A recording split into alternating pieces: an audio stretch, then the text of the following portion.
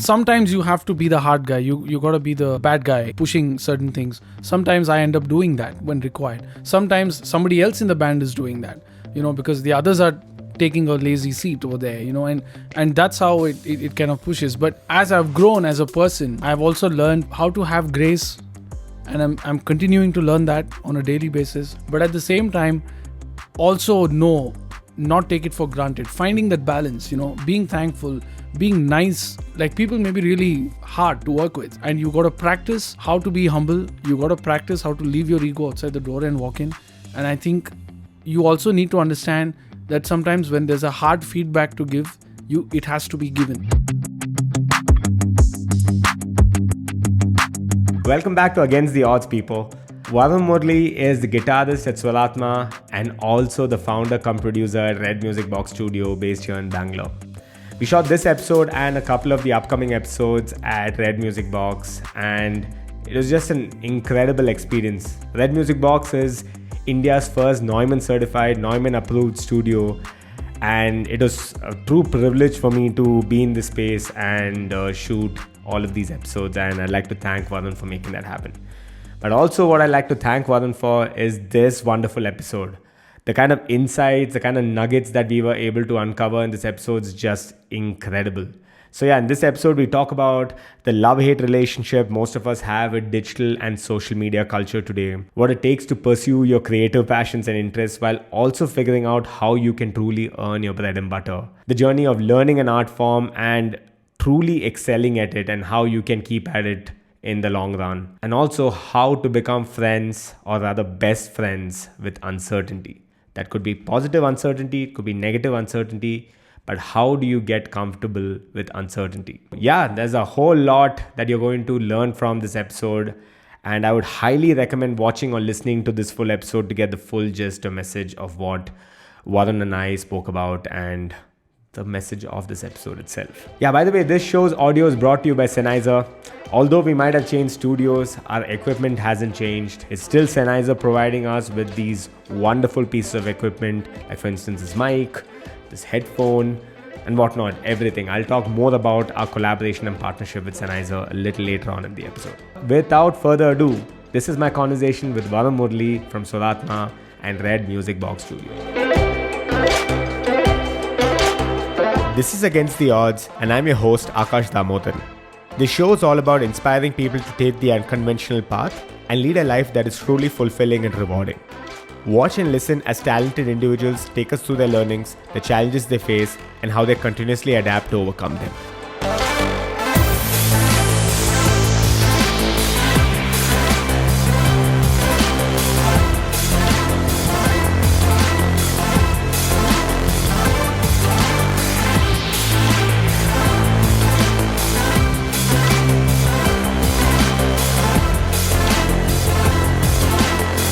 Like I said, there's no start or end. So it's just, we've gotten into it already. Maybe we'll start off with just like 10 seconds of just silence. Awkward silence. Like no one's saying anything.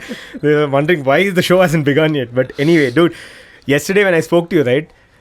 The more I spoke about your journey, the more I realized there is so much of a parallel or so much of a coincidence also, if you will, with what I have also gone through. And I think it could be because we are both in that creative space or both in that, create content space itself. But I think a lot of those tenets, and again, that's what we will probably, uncover and discover as we go through today's conversation. But it is intriguing that a lot of the people I've spoken to who have, gotten maybe a business running on the side in the creative space. And I say on the side because it doesn't start off that way, right? So, and the example I'm talking about is basically the studio we're shooting at right now, right? You didn't start this off with the intent of making money. It started off as you converting your bedroom into a studio which you could record in, and also something I think your band could come down to record, and then eventually just took off as a business, like you said, word of mouth. You haven't really marketed as such, right? Tell me a little bit more about that. Where did the studio come from? One thing, but also, there's some inherent power of just like showing up and doing it. Yeah. Right? Just like the fact that you just create a studio and then it's just like the word spread. Of course. I mean, like I was, like we've been chatting about how this thing happened. I think for me, the most important thing was having a space where I could make music, which used to be my bedroom before, and which is fine. Everybody starts off in their bedroom. Everybody's, recording and making music, and and like I was saying, I was really new to even using a computer. Right. I'm not a computer genius guy. I'm not a typical tech savvy guy. I've learned a lot over the years, but I didn't start off like that.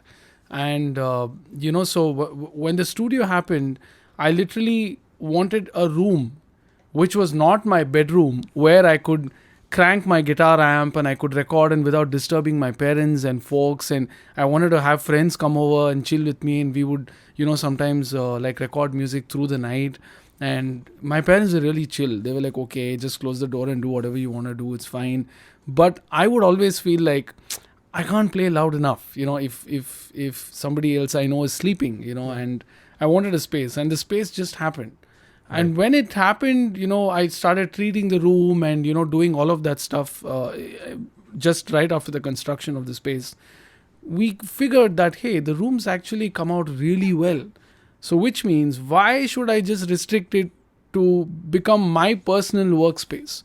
I can do this for others too. And that's how we started, recording other bands and stuff like that. We started with Swaratma. I started tracking Sweater Peno was the first song that got tracked in this space. Then I recorded Parvaz. Then I recorded a whole bunch of other bands slowly over time. There's another band called Vinyl and Scales that tracked right after I Fakira album. And, But how did people find out?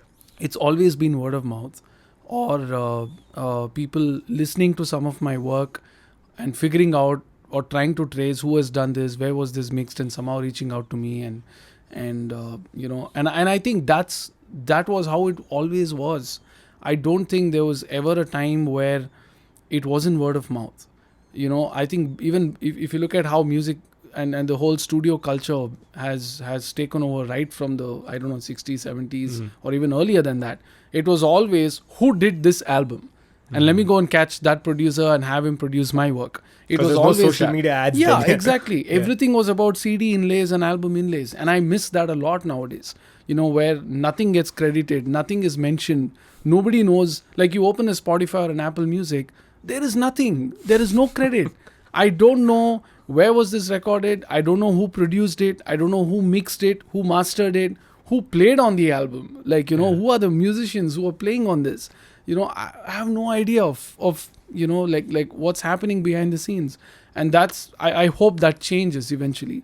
And I believe that is how a lot of you find, like, almost like a team of sorts, that you over a period of time figure, this person works for me when it comes to mastering. He just gets my vibe, this guy gets my mixing vibe, and this guy understands when I want to create something. Your go-to people. Yeah. It kind of becomes like an ecosystem of your own. That's a great thing to have. Yeah, and dude, I mean, I'm glad you brought that up as to how the whole culture has evolved and how people find each other nowadays, right? Now it's like, you start a business or you start a venture or you get into the creative space, the idea is to just go down that inorganic route and, put ads, paste it, plaster it all across social media.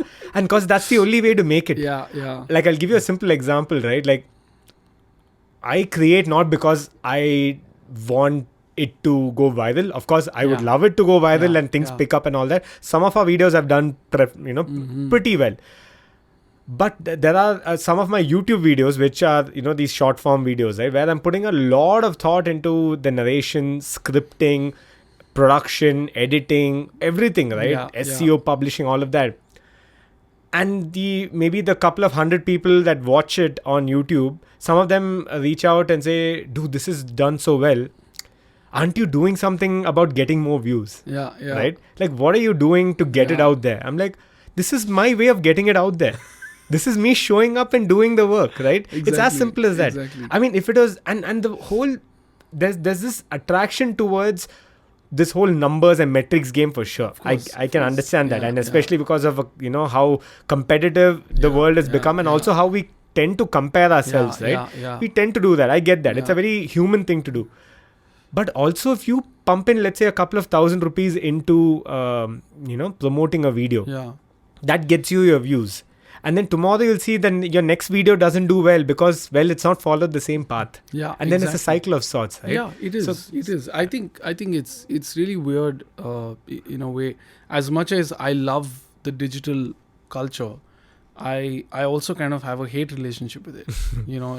It's. I mean, the reason I say that is because if you see my studio, of course, if technology had not improved, I don't think I would have been able to afford a studio. Correct. You know, or have- learn all these things and all of that, right? It was really hard. Back in the day, only the multimillionaire companies were able to afford a studio. Like every big label would have a studio that they would work at. And but nowadays, everybody is trying to record music in smaller spaces, in imperfect spaces, so to speak. Right. Not even like perfectly treated, and people are recording music anywhere and everywhere. And that's the power of technology. It's given access. But there is also the flip side that comes with it. There is no filter. Nobody is investing time to learn. Everybody is just like, I bought this, I'm just going to start off. And the next day, their Instagram profile will become, I am so and so. And then you're like, okay, have you even tried doing something before you declared this is my... And it's more from the perspective of who I am in public's eye more than why I'm doing what I'm doing. Correct. And I think that's where the purpose gets lost. The moment you start focusing on who am I, what do I look like to the public eye, how are people perceiving me, more than why am I doing what am I doing, what is the pleasure I'm gaining out of this, what is the joy I get out of this, and what is the impact I'm having on people I'm working with. If that's not there and your focus slightly even tilts to this side, I think it's a big risk. And like you said, it's very hard to keep yourself from tilting in that side, because the entire world around you, although they don't mean wrong, even your best friends sometimes, they're constantly pushing you in that side. Correct. They mean good for you. Their intentions and, are good. They're like, dude, why don't you do? And the next thing you're like, dude, I don't want to tilt there. Like in your mind, you're like, I get what you're saying. I really appreciate that you mean well for me, but I think I want to be this side and not this side. Right. Absolutely. And I think that's also where you find success in some sense, so to speak. Not the money making. It may not be the money making success, or maybe the money making success, whatever the goal is. But I feel you find something in that space which becomes more than the materialistic thing. There is an innate sense of joy that no money or lack of money can ever steal. Right. And dude, I think it's all very subjective, right? You have to find what is that definition of success for you. Yeah. Right? Like you said, I think you rightly put it.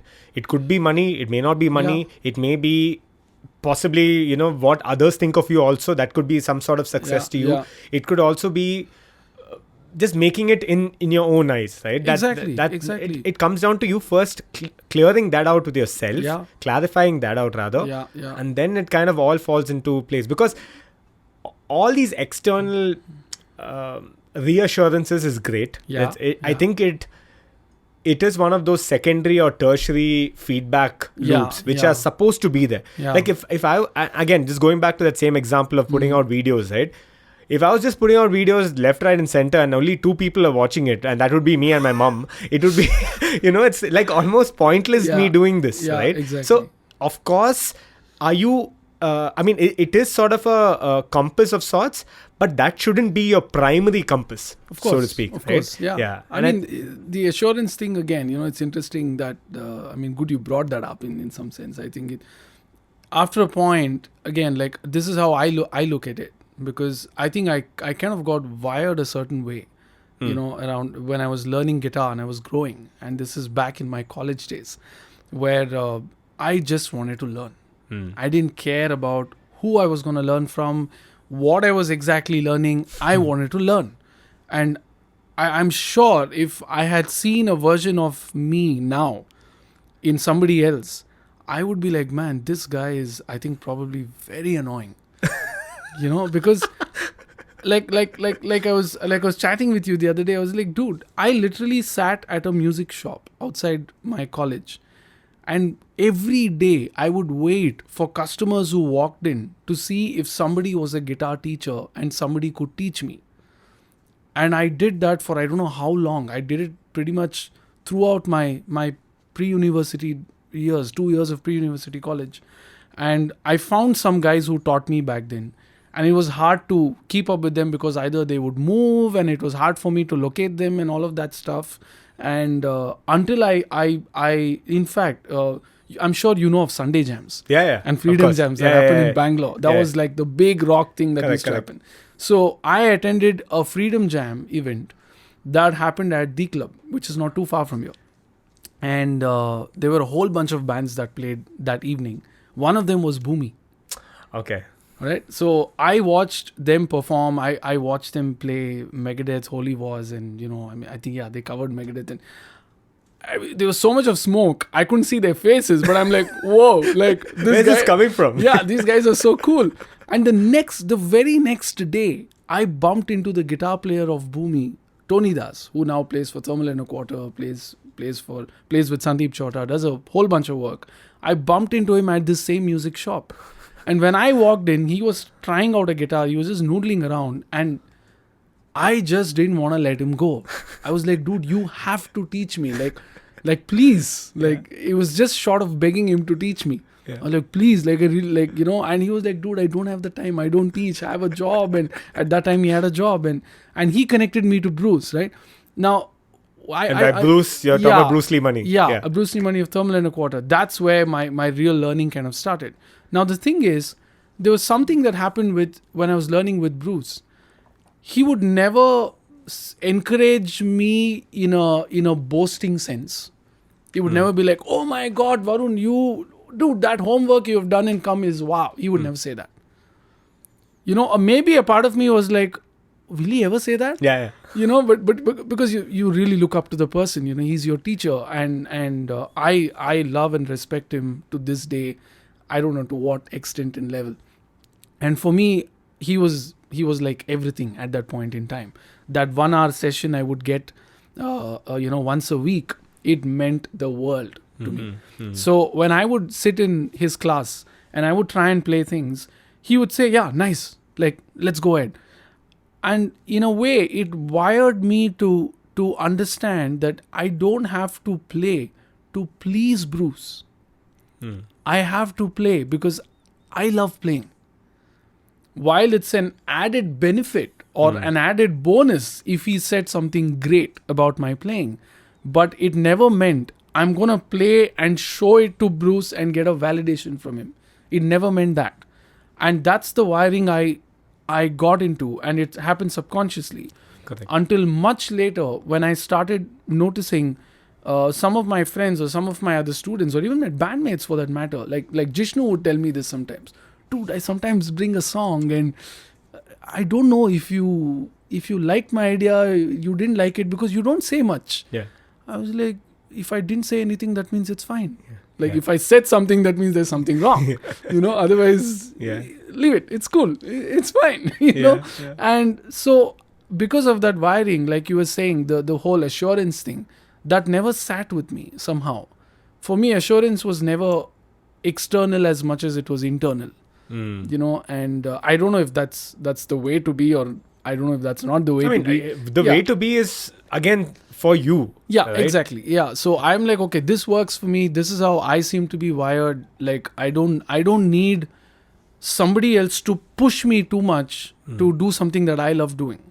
Right. I'll go and do it myself because I love doing it. Correct. That's the whole assurance angle to it. And there was, of course, like so much I learned from Bruce, so much that happened in those classes. I think I picked up a personality of sorts more than just the lessons. That's the reason I value those lessons. There are so many people who taught me later, like after I stopped learning from Bruce, and there are so many other people who influenced my playing in some way or the other. There was, to begin with, there was Anirban, who played with a band back in college called Liquid Groove. And then later on, he would play with Raghu. And I literally bumped, like I saw him at a traffic signal. I used to see him at College Fest. He was a short guy and played guitar like incredibly well, amazing guitar player. And I would only see him. He was a senior to me, like Right. he was from a different college. I think BMS or something like that, if I'm not wrong. And yeah, I mean, fabulous bunch of guys. You know, all of these guys, Naveen Thomas, who helped me out in my playing to some degree. I've even taken lessons from Tony Das himself. So many people taught and added to my playing, but there was something that Bruce did, which I don't think I could find from anywhere else. You know, that's the reason I really hold him so. He's so special to me to this day. No, I think, dude, it's so important for us to find the right mentors and leaders, right? Yeah. Because this whole identity crisis that we go through, right, is, I think you best sort it out if you're able to align yourself with someone you really look up to. Yeah. And that could be someone you've never met in your life also.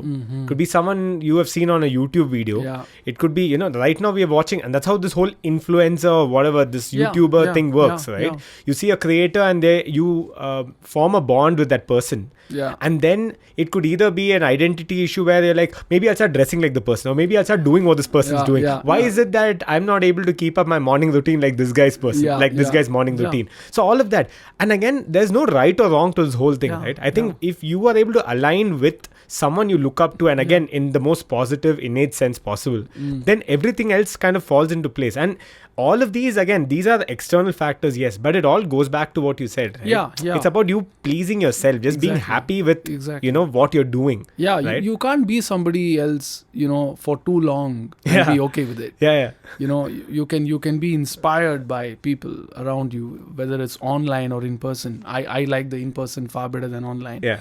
But I mean, you can't be them. Yeah. Like I love Joe Satriani's guitar playing. Did you see him when he came here? No, actually, there's a great story. Okay. So I didn't know about Joe Satriani when he was here, and I'd just gotten into guitar music, and I was learning the guitar, and I was not just, it was a little it was a while, but I didn't have much exposure growing up to rock music. Like I grew up in this part of Bangalore, which does not have the culture of bands or Western music and stuff, so this is actually truly Bangalore. Yeah, this is truly Bangalore. But then the Bangalore we know on the other side is like something else it's altogether. It's a different Bangalore. Yeah. And what happened is that, my dad loves music. So there was always music at home. He would love listening to his Kishore Kumar and Mohammad Rafi and all these kind of music that he heard. And I would be like, okay, there was always music. He also loved Western bands, like bands as in Western music rather. He loved ABBA, Boney M. There were all these music that he picked up from his friends or his circle, and we had a few cassettes which I have it till now. I have all those cassettes till now, and we used to listen to those. I didn't know the name of the songs. I just knew them by tune. Yeah. And I was this little kid with ponytail, and I would just sit and bob my head right next to the cassette player. And I loved dancing. I loved painting. I loved singing. I took up martial arts. I loved everything. I loved all kinds of art in so many ways. I always tried to learn from wherever. At different points through my childhood, I was like, I want to be a painter. I think I want to be a dancer. I think I want to be this. I want to be a martial arts guy. So whatever I did, I wanted to pursue. But the problem is, in this side of Bangalore, there's only so much you can go. After that, there are no avenues. You don't know where to go. Like, you don't have people, you don't have colleges and institutes which are giving you some kind of a qualification in those streams. And then all of a sudden you're like, okay, now what? And you're also not coming from a background where it's common for you to leave your city, move to a different city and do... I had never seen anyone else do that at home, so such options didn't exist. Even studying in a hostel was a bit like, are you serious? Like, who goes to a hostel? Like, I was more like in that space. So for me, when I started playing the guitar, I picked up the guitar literally, when I found a guitar at one of my friend's house who had never told me he plays the guitar. I just went to hang around and I happened to see a guitar there. And I was like, dude, like, are you serious? So I asked him, like, what's this doing here? That's a real guitar. A real guitar. I'd never seen a real guitar. I'd only seen it in movies. Right. And he was like, yeah, my brother and I play. I was like, dude, are you... We've studied together in school like the last 3 years, and you never told me that you play the Lying guitar. and hiding like, it from me. like, what the hell? You never mentioned.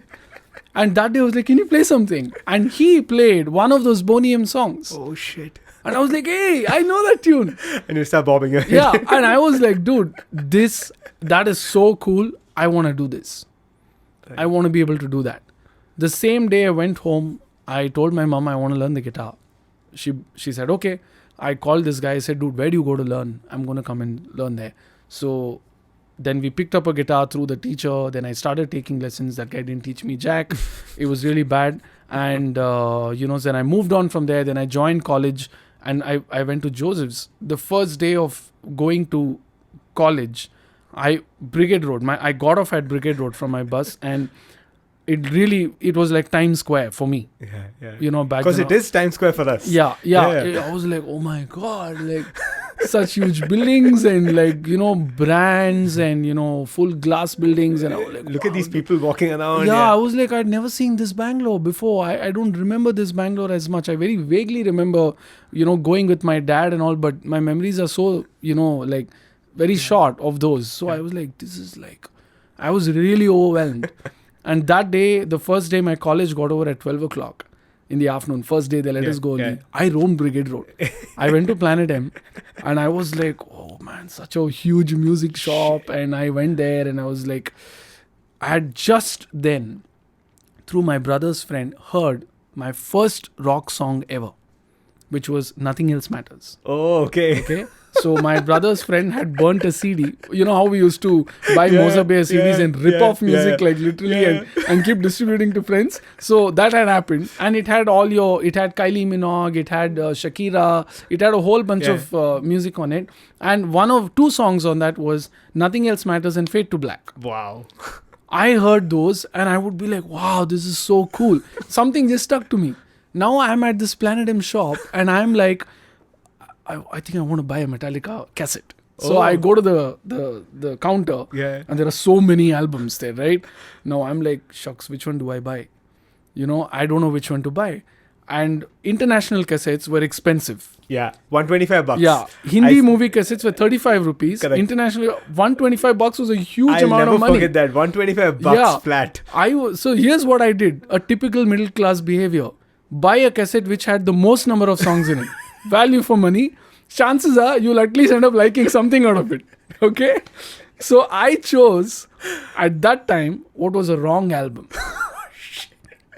And there was a guy standing next to me, a stranger. I'm like, dude, which album is good? He like, dude, it's Metallica. What do you mean which album is good? Just pick whatever, man. So I picked up the Garage album, the second volume. Right. That was heavy and it was covers. It was heavy. Correct. I had never It's experienced... nothing like any of the other songs. Yeah, I had not experienced such heavy stuff. I bought that and I bought Scorpions Ultimate, the Gold Collection. It was a collection of Scorpion songs with a golden Scorpion thing. I still have the cassette. I fell in love with Scorpions. I just couldn't digest the Garage album of Metallica back then. I used to try every day saying, today I'm going to listen to it.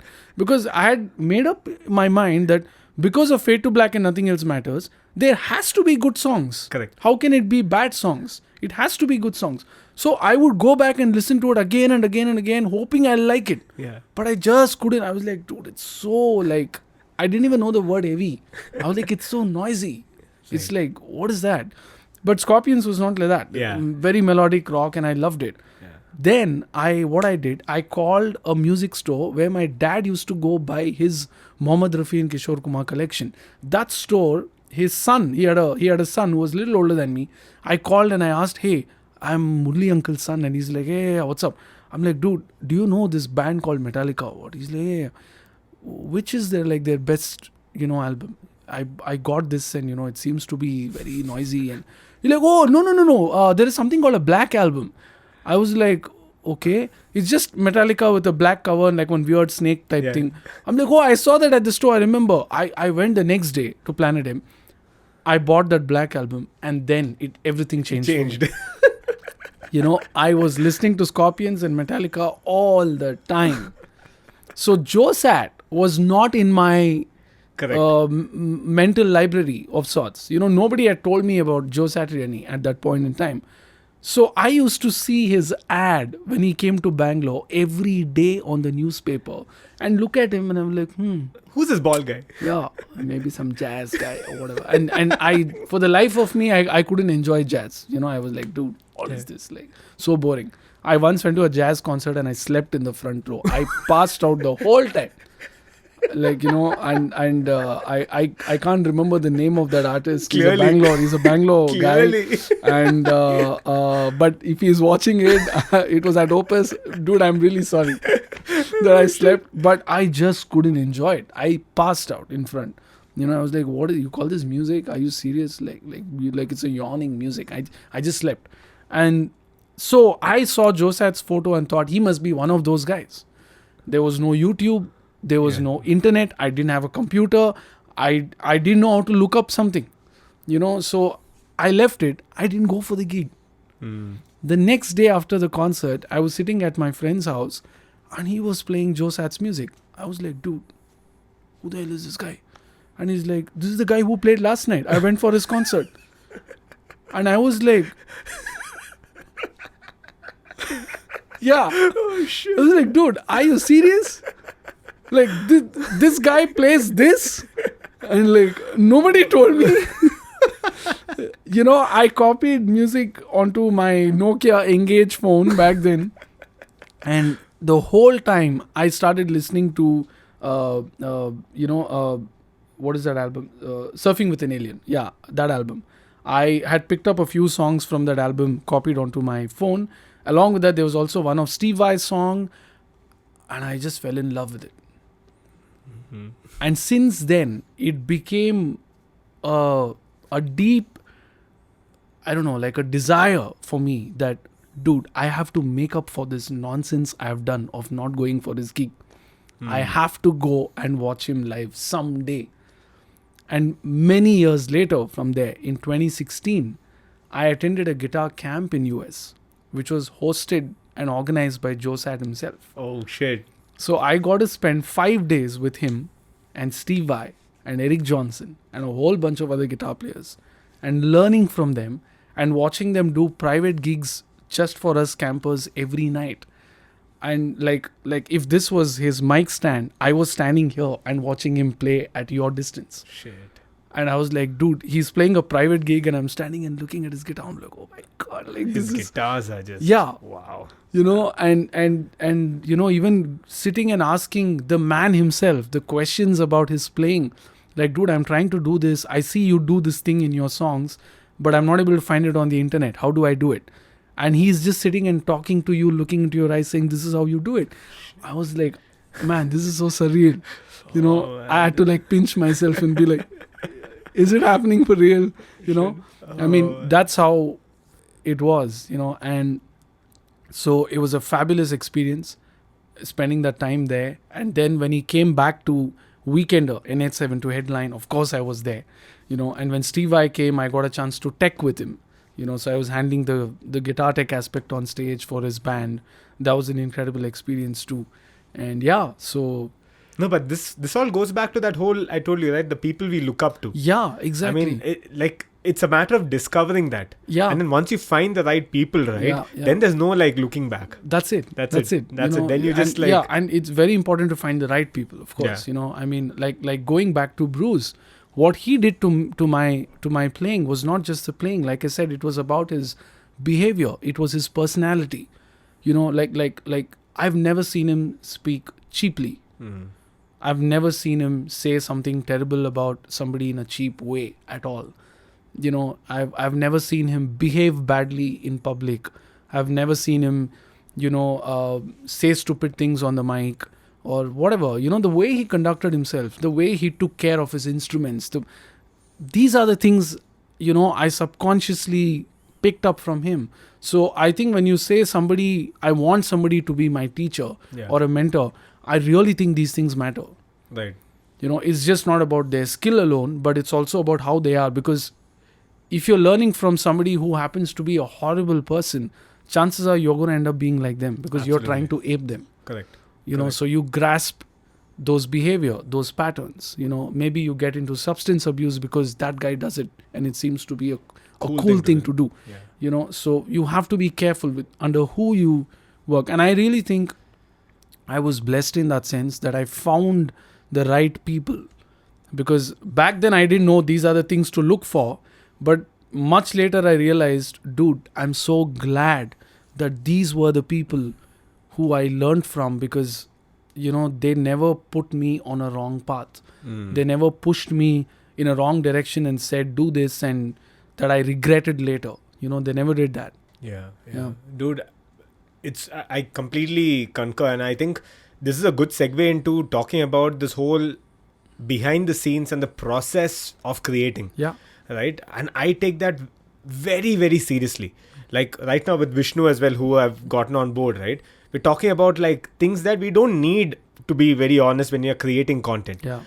But over the course of, like a couple of months or years, I think it's going to come back and pay us back, multifold. Of course. So like, just having us, like, if you notice right now, for us to set things up here, this is the first time we are setting up. Yeah. And I noticed one thing, even when you were helping out as well, you were kind of, doing the same thing. When we are setting up things on the camera, you're coming and like looking at what's happening, trying to figure out what's happening there, right? I told you we don't have this. Can you help us out? And you said, I have a pop filter. I'll go bring this. So I think it's a matter of ensuring that whatever we can do, we need to do, of because course. that is just how we are. You get? And I completely vibe with that. That whole process, I feel, is super important. And it's almost like very, I don't know, very personal. And it feels very good. When we are following something of that sort, because it's like a discipline of sorts. Exactly. Right? It is. The behind the scenes matters a lot. When you look at somebody and say, I want to be like this person, I want to be inspired by this person, or I desire to be like this person, you have to also ask, are you willing to go through what they have gone through? Everything. Yeah. Are and you on a daily basis do this. Yeah. Are you willing to go through the kind of life that they have had to get to that place? Because all those things have impacted them, their upbringing, their influences. You got to try and dive a little more deeper. It's just not the glamorous side that sadly social media always puts out. Correct. You only see that. You never get to see the other side. That's the reason I was saying I like being inspired more in person than online alone. Yeah. Because there's only so much I can get online, but in person I can see so much more. So the behind the scenes is where the meat is. Correct. Is where the learning is where the stuff is. Correct. Like you idolize a musician, go on a tour with them, or go to their gig. Not just when the entries doors are open for you to go watch them perform, but ask them, can I come when you're setting up? Can I come and just sit there and watch? I did this with Bruce. I did these things. I went for his gigs. I just used to sit and watch. How does he put his cable? How does he keep his pedal board? He was so particular about, like, he carries a carpet of sorts and he keeps it on that, and he, so that the stuff is clean, and even the way he puts the routes the cables around and makes sure it's in a certain way. And I learned a lot about all those things, and I started doing the same things. I would literally carry a towel of sort to put on stage, even on a college fest.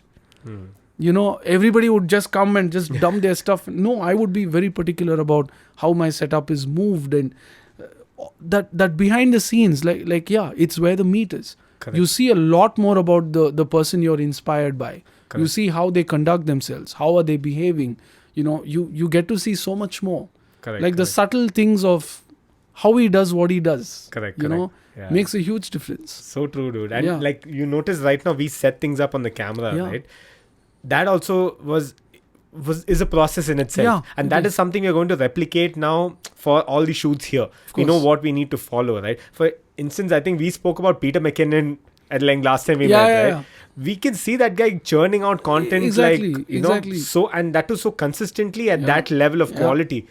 But the kind of stuff he maintains behind the scenes, like to ensure that process is super hard. It's really hard. Oh my God. When I first got my camera, and I thought, big deal. I mean, everybody is saying, buy one of those ring lights, and put your camera there, and instantly your footage is gonna look wow, and the first thing, in fact, before even I got my camera, like Sony camera, I bought a GoPro. Okay. And I think I still have it somewhere in my house. Dude, that was one of the worst investment I made in my life. Because I saw all the GoPro's videos and I was like, oh my God, that tiny camera does this. I'm buying it. I bought it, and in this very room, we were tracking Parvaz. Okay. And I wanted to capture Sachin's, behind the scenes footage. And I put that GoPro right here around. I mounted it here on a mic stand, and I taped it in. And then I saw the footage, and I was like, dude, like, this is so grainy and shitty, and I didn't have anyone to go and ask, like, why does it look like this? Obviously, I never used those footage anyway. I never uploaded them anyway. It looked terrible. Correct. And I was like, what do I do? Until I happened to find, again, this is a long time later, Peter McKinnon's video. If I'm not wrong, he says, why does your GoPro footage suck? Yeah, or something like that. Yeah. I watched it, and there is that color correction thing or whatever he does, right? The thing slides like that. You see before and after, and I'm like, holy dude. shit. And now I'm like, wait, where have I kept my GoPro? I think I need to now try this and see if it works. And that's when I started shooting on my phone. Then I got my Sony camera, and I figured, dude, it's not easy. It's not just put a light and shoot. For them, I think it is because they've figured all the other things out. Correct. That's second nature to them now, right? Yeah. For us, it's like, I really don't know what to set on the camera before you shoot. I have no clue how to make a video look so good. Correct. So I can just see something and say that's nice or that's bad. Correct. I mean, of course. Yeah. I mean, that's the thing with creating, right? Yeah. The final outcome looks great. Yeah, exactly. Or it might look shitty. Yeah. But no one knows the kind of stuff that's gone into making shitty stuff or making this thing look so good. Exactly. Like, I remember last time I came here, I was vlogging. Yeah. Right, and I told you this is the first time I've just trying to vlog, and literally the first time I met you downstairs, I was like, hey, welcome to a vlog, and I'm just shooting on my iPhone. Yeah. The concept was not to make, again, the idea is to create a vlog that lets me understand storytelling. Yeah. Right, that element of it, not worried too much about the production concept of it. How it's going to look and all that. Yeah. Because all of this content is very heavily focused on that. Yeah. Like, I'm focusing on how it looks, how do I color grade, how do I make it look so nice and creamy and all that. The same way I continued with that vlog, I create another vlog, and that was just, I think, shooting a quick podcast in my room, like a solo podcast, one of the episodes of the show itself. And I was shooting with my phone, and there was one part where I cut it, when I was doing the edits, I cut to the actual shot on my camera. The quality It's can huge. see it like through the roof, and it's not just a matter of just buying a camera. Yeah, it's a matter of perfecting it. It's a matter of learning it. Yeah. Right? It takes a long time. Yeah, like that's the thing, right? I mean, that day when you came and you were like, dude, I'm doing this vlog thing, so I'm just gonna say hi, and we did a fist bump. I was like, the first question I had was, dude, how are you doing this awkwardly talking to a camera and walking around in public? Like how's that been going? Yeah, I know. Dude, it's awkward. I like, literally on the metro here, right? I was like holding up the phone, and I'm like, this is so weird because I've got this old man next to me staring at me. I've got that auntie there looking at me. But I just thought I'll just do They'll it. be like, you're nuts. Yeah. People don't get it. You do such things. That's why I said I've tried that, and every time I literally, even when I was traveling in the US, right, I spent a month in New York. I thought I'll vlog. Yeah. New York, come on. New York. Exactly. Nobody Actual gives a Times damn Square. here. Yeah, actual Times Square. And nobody cares a damn. Nobody bothers what you're doing over there, But it was so hard to take your phone and do this. And the next thing you're like, what is that guy doing? Because we're Indians, right? We're used to people doing that. And we are not used to, like, it's strange, when you're sitting in the subway, everybody's a headphone and they're just looking down and doing their own thing. They don't care if somebody is screaming next to them, somebody is crying next to them. It's just the way it is. But you are not used to that. You're not wired that way. I'm still like, dude, shit. And there were many days I would take my phone and I'd just keep it like this. Camera is on. I've turned it to the selfie side or whatever that is in. And then I'm like, should I? I better not. Delete the phone only. No, I can't do this. I can't do that.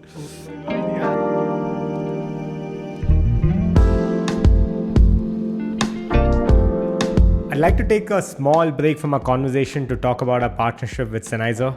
Sennheiser is our audio partner and provides us with all of the audio equipment that we use here at Against the Odds.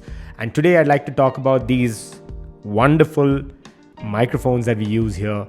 So we use the MK4s and the MK8s for our recording. I actually use it for my podcasts, interviews with my guests. I use it for my voiceovers. Probably some of the best microphones I've ever used, and I can even tell you it's probably one of the best microphones out there in the market right now. I remember in the initial days when I got started with the show, I used to use those lapel microphones, the lavalier microphones. Actually, you can go check them out when I used to shoot back in my dining room. And then when we moved out and eventually got this partnership with Sennheiser, they sent us, like I said, some of the best sounding microphones in the market, and automatically our game went from, I don't know, a regular normal sounding podcast to way up there. And so if you are a content creator and you're maybe getting started and you want to invest in high grade, high quality audio equipment for your show, and you're in it for the long run, or maybe you've already gotten started like the way I got started with a lavalier microphone and you want to really up your game, then I would highly recommend checking out the MK4s and the MK8s by Sennheiser. There are a lot more economical options by Sennheiser too. I'll leave a link to all of those in the description down below for you to go check out.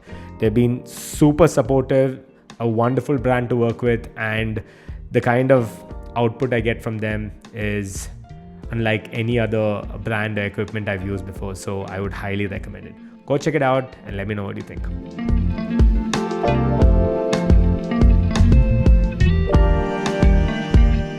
See, one thing I've learned is it's not a matter of the kind of equipment that you get. And I think what you just said now, right? You, from looking at Bruce, you decide to bring like literally a cloth to keep at a college concert where people don't give a shit. Exactly. They don't care at all. But I think that discipline, along with you figuring out, let's say for instance you have an amp, you learn how to use the amp to the maximum degree possible. Like for instance, I invested in this camera. I know there are far better cameras. Now, if I look at someone creating a video and I say, wow, which camera is that person using? I'll get that camera, like you said, put it up there, put on ring light, it should look awesome. No, it doesn't. No, it doesn't. Because you have to understand. There's an art to that whole thing, right? And that uncovering and learning. And I think that's the next thing I want to talk to you about, which is, again, you spoke about it earlier too. There's that innate wanting to learn. That thirst for knowledge. I have that, okay? And so when I was talking to you yesterday as well, it's like I have this itch. If I don't know something, I'm like, fuck, what is happening? Like, why do I not know this? Like, there's some issues with the camera. Let's say I'm looking at something, I'm like, there's this noise or grain here. Why is this happening? And you want to just figure that out. You have to. It constantly, it's like nagging you, like, oh, how do I do it? How do I do it? That? Might become like an OCD of sorts. It might become something that might be a little too, that might be an issue. But I think that innate wanting, that thirst for knowledge is always a good thing. That's it. I mean, that happens even now. Like just literally, I think 3 days ago, if I'm very precisely correct, I called Anish multiple times through the day because I was mixing a song here. Anish being the sound engineer. And I was like, dude, I want this song to sound a particular way, and I'm trying to get there. Somehow it's there, but it's not there. And I kept calling him saying, and he was obviously on a phone, there's not much he's able to guide. He's like, what about this? Have you tried this? Have you tried that? It to a point where I literally got a headache that day trying what I was trying to do. I was messaging my friends and I'm like, dude, I'm so frustrated today that I couldn't get, like, I've tried my 100%, but it's just not sounding that way. And one of my friends is messaging me, he's like, dude, I really think you should take a break. Why don't you just take a break today? Like, don't go back to it today at all. I was like, I'm anyway going to do that because I'm kind of have a headache now almost.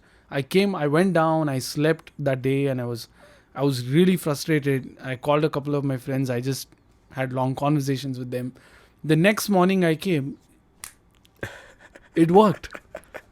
I spent a little bit of time with a fresh mind. It just worked. And sometimes it's that, when you have that, and that urge that I want to get it right, that's your learning. I really think, that's why it's good when you have shitty sounding songs, shitty sounding mixes, shitty sounding videos or looking videos. It's good because that's where the learning's happening. It's not when things are looking great. It's always when things are looking bad. That's where you learn. So I think it's important to embrace the downside or the tough side or the tough season that you're having, where things are not falling in place, things are not happening, embrace it, because there is a lot to learn in that phase, and when it works you will know how to handle it. Right. So I think it's so important to have that. Yeah, dude. So I told you about this vlog which I was doing around that solo podcast, right? So this solo podcast was, and again, I do very few of these. I think across how many ever weeks or years, months of content we have put out, I think maybe I've done 3 solo podcasts. And usually I do it at instances where we have hit some milestone. This is going to be our 50th episode. Nice. So hence, I thought I'll, do a solo podcast talking about what the future is going to look like, the challenges we face, because I have a lot of people reaching out to, help out with their podcasts and whatnot, and with their content creation journey. Not like I've made it or something, but whatever small wisdom or knowledge I can impart and can help someone, that's really why I'm doing this. So when I was doing that whole solo podcast, I tried to get the entire episode in one go. No cuts. Literally just off the cuff, sit down, look at the camera and talk, which is the most awkward thing you can do. Yeah. I've said it time and again on the show. It's super awkward. No one's in the room. You're looking at the lens and you're talking. How weird is that? This is what all these top creators are doing. Yeah. It is super awkward to do. Yeah. But while I was doing that, right, a topic that I think I had a couple of bullet points jotted down. One thing I spoke about was, imagine you already knew you're going to be successful. Like you created a podcast, you have created a venture, right? You started a venture. You maybe started a freelance journey. You already know in 5 years you're going to be successful. Then there's no pursuing anything, right? You already know where's the fun there. Yeah. You're not learning. There's no downside to it, like you said. Yeah. Right? I think in those uncomfortable situations, those downsides, like you said, those tough seasons are areas where you will actually grow and learn. Yeah. Because otherwise you're like, oh, okay, so if I do this, I show up, I will get 10 million views, I am set. If you know that already, then dude, everyone can do it. Exactly. And it's not like a 1:1, like a relation, right? Yeah. You just show up. That means that anyone who does hard work, anyone who does some little bit of this should be able to, show success. But that's not how it works. Yeah. There's a lot of luck, risk factors, all of that. I think uncertainty has to be your best friend. Yeah. That's if you want to be a creator of any kind, kind, literally, you have to make uncertainty your best friend in some way or the other. Make peace with it to start with. Then slowly get to a point where it becomes your friend. Because if you don't, and if you're expecting that clarity in everything you're doing, I don't think there is fun in that process at all in the first place. Just imagine if you and I came from an extremely rich background. Our parents were like Ambanis of the world. Why would we break our head about anything? Correct. The fact that we don't know where we are going to get our next income from, the fact that there is that uncertainty involved, in a way, it drives you harder to work and create and, come up with things that impact somebody else. And your reward is not just the money that comes out of it, but it is also the process in itself and the learning you're having, the joy you're getting out of that thing. Like for me to sit and play the guitar or practice the guitar whenever I do, it's not about what happens after that. It's not about, oh, am I now able to play this? That is the result, which will eventually happen. It'll come eventually. That's fine. But it's the thing of the grittiness of sitting there and doing it again and again, repeating that process and figuring new things while you're doing that. Random things pop out in that process of trying to learn one thing. You end up trying to learn 5 things, And I think that's important, and that only comes in that uncertain phase. Correct. It never happens in a certain phase, So true. Yeah. Like when I know that I have the money in my bank to go buy the next whatever I want to buy in the studio and I want to add it, there's not much fun. But when I know that I would like to get this and I need to work towards it, and I'm getting clients in the studio and I'm building my business, I'm eventually getting that product out of the money I've earned. But the joy that I got in the process of working with that many more musicians in the studio, producing the music that I produce, it's amazing. Right. Absolutely. Dude, the with our show as well, right? We have still not flipped the monetizing switch yet. Yeah. We have got a couple of sponsors, we've got a couple of requests and all that. Obviously not the top end ones, but the brands that are willing to pay the big bucks. Let's say the big bucks, okay? We haven't decided to flip that for so many reasons. One is, I think, partnerships is what we've been focusing on. So like Sennheiser, and like even talking about your studio space, like people you're collaborating with is what I want to really focus on. And second, also another reason why we haven't done that is because most of the clients or most of the individuals that reach out to us now to where they need help with their podcast or their content or whatnot, their first or second question will be, how do I get started? What do I do this? The third or fourth question is, okay, so when do I start making money out of this? How much money do I make? Where will the first paycheck come from? How do I make this my full-time career?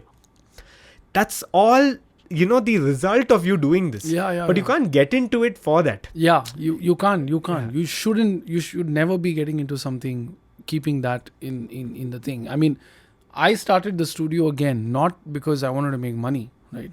I started because I want to make music. I want a space where I can make music without disturbance, without me becoming a disturbance to others and others becoming a disturbance for me.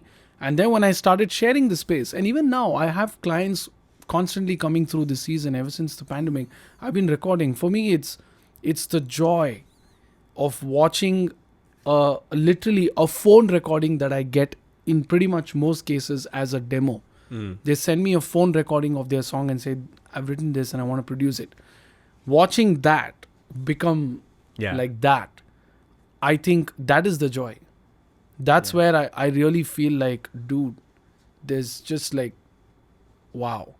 And when the artist sitting in the room with me, they have the smiles when they're listening to that first mix, when it's kind of done, and I think I've got my reward there. And that's the reason I've always worked in the studio to support independent musicians more, to support artists who have a great song, who genuinely have a great song. And if I listen to that piece of music and I feel, why is this not there in a better format than just a phone recording? If this deserves to be there, if I feel that for a song, I don't care what's the money in it, I'm going to do it.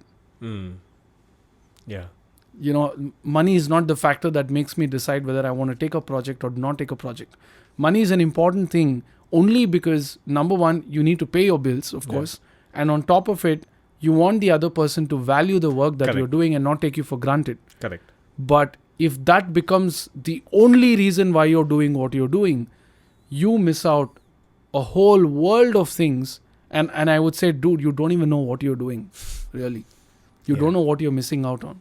Correct. The joy that you get is irreplaceable with any amount of money.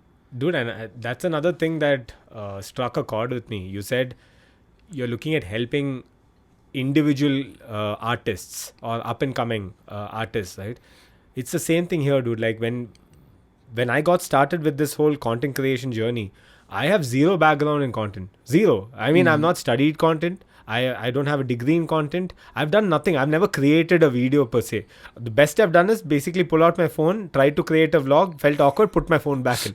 Right? That's basically what we have done.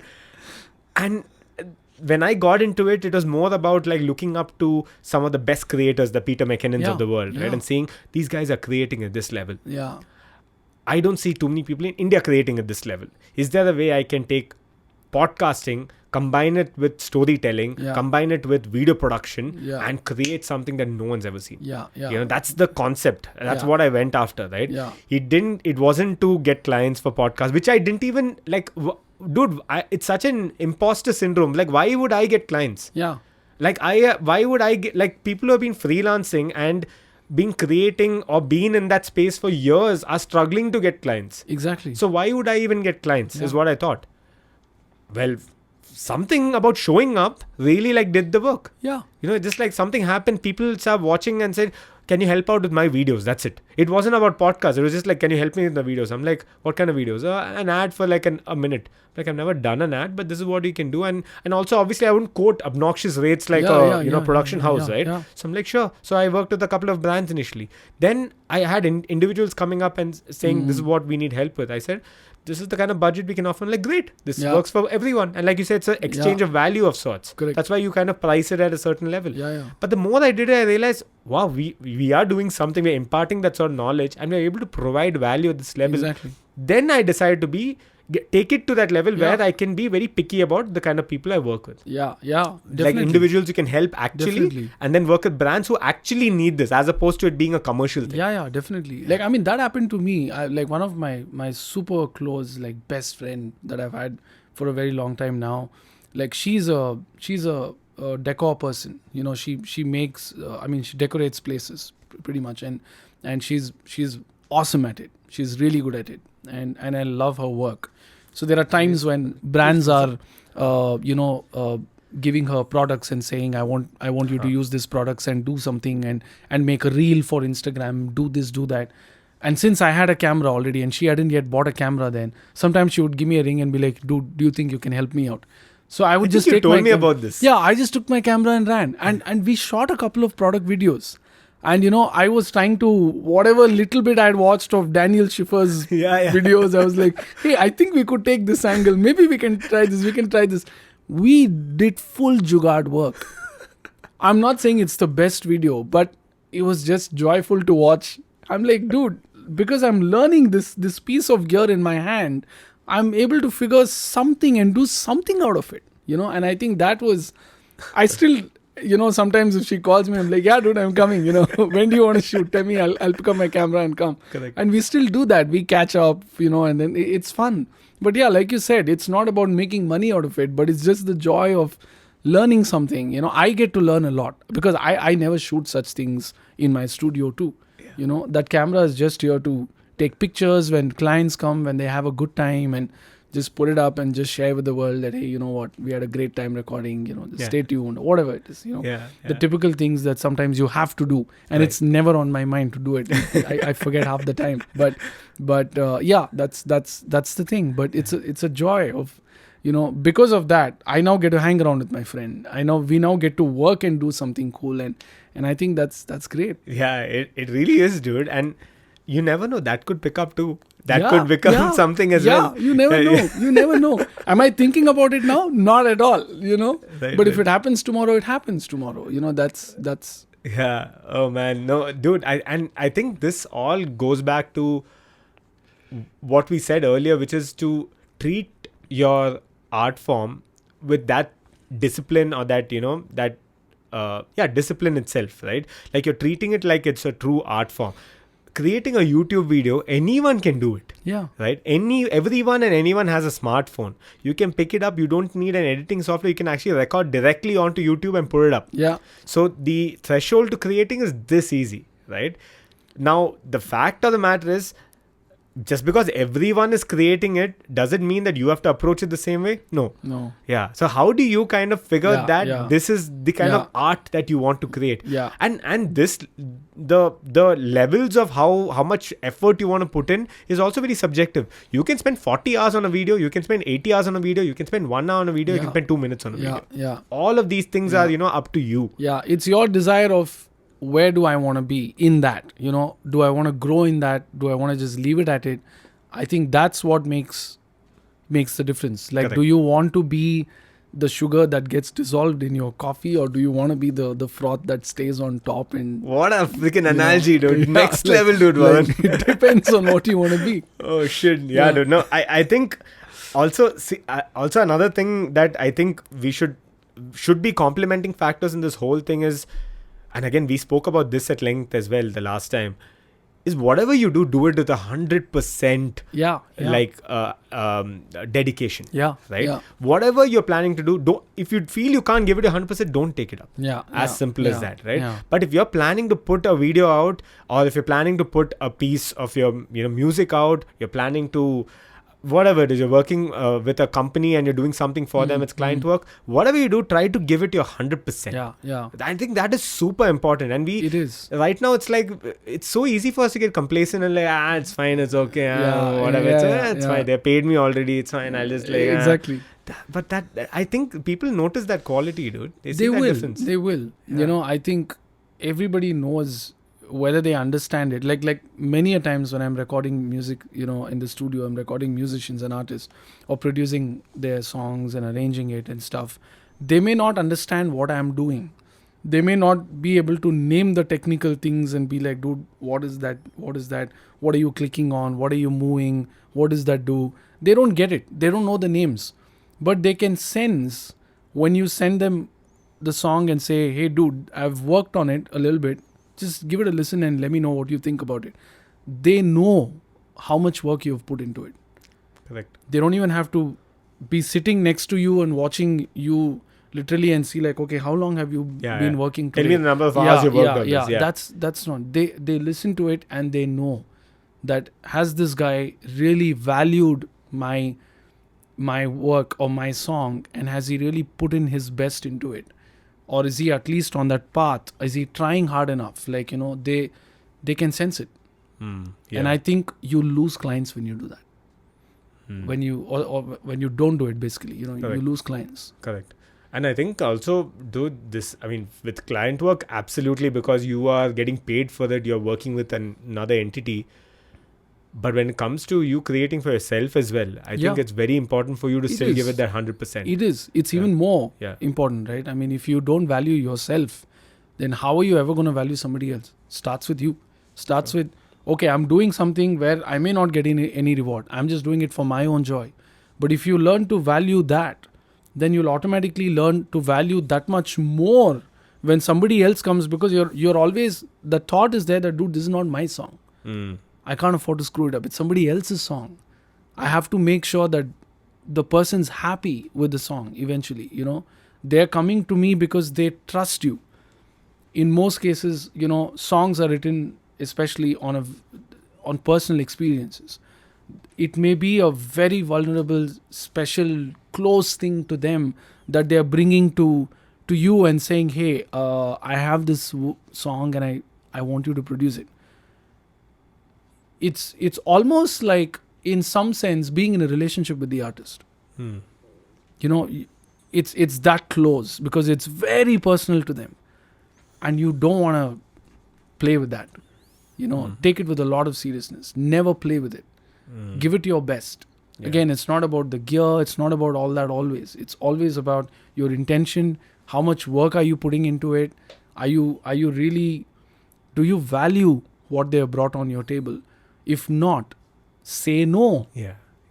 Say that I don't think I can add value to this song and I'm really sorry about it, but I may be able to connect you with somebody who can add something to this song. So I pick and choose my clients in the studio. It's not like a walk-in space. You just walk in and the studio's there. You pay per hour. You do whatever you want to do and leave. And as long as I'm making my money, I don't care. I don't like doing such projects. I've seen my fair share of that as well. Yeah. I pick and choose my clients. I love to pick and choose my clients. So I like working with people where I really feel I can add a value to their piece of music. And when I see that I'm not able to add anything, I feel let down. And I don't think there's any joy in that project after that. Like I feel let down. I'm like, no, like I'm not able to do anything to this. So what am I actually just sitting and doing? I mean, am I just giving you technical guidance? Like, what am I doing? Like, like what is the value that you're going out of? If you walked into my studio and recorded with me, my goal is I want you to walk out as a better musician when you leave than when you came in. You should have learned many things about how recording works, how to be in a studio. Next time when you write a song, what are the things to keep in mind so that the pitfalls we faced in the first song will not happen in your second song? That's that's what I want to give to my artists Yeah. when they come and leave. That's why I always say they are my artists. You know, like I don't even look at it as just client. I'm like, these are the artists I work with. They are my artists. You know, I don't own them, but I see them like that. I don't see them as somebody else. Right. And do these things are applicable, like you said, for yourself, applicable for client work? Even if you're in a corporate setting and you're working, right? Whatever it is you're doing, you need to give it your 100%, because otherwise there's no way that you can distinguish yourself from the others. Because everyone, if you think about it, right, like I'm talking about a very normal conventional setup. You're going to office every day doing the same kind of work. Let's say you're bored or you're whatever, like that's a different podcast altogether, right? But then with what you are able to bring to the table, if you're able to give it your 100%, automatically you're differentiating yourself from everyone else. Right? Yeah. You need, it's about contentment, right? I mean, you need to learn to be content and be grateful for what you have. And, you know, instead of choosing to constantly bicker and complain about what I don't have, sometimes it's really important to look at what all I have. You know, being content. I like for me, in that sense, I'm very spiritual about my work, you know, like because I read the Bible a lot, and I love Jesus. I follow Jesus. And for me, I know that work is something God created. You know, God made work. He meant it to be good, right? Now, whether I'm working a desk job or whether I'm working in a coffee place, you know, I'm waiting tables, I have to do it with all my heart. If not, find something else. Yeah, if not, find something else. There's no point. Like why would you do it? Like, you know, I seriously, I don't get the point. Like, if you're complaining constantly and you're doing, like, I believe you're not honoring the God that has given you all these things. Like, for me, I'm like, we all have so many blessings and we just don't honor it sometimes. You know, we just don't.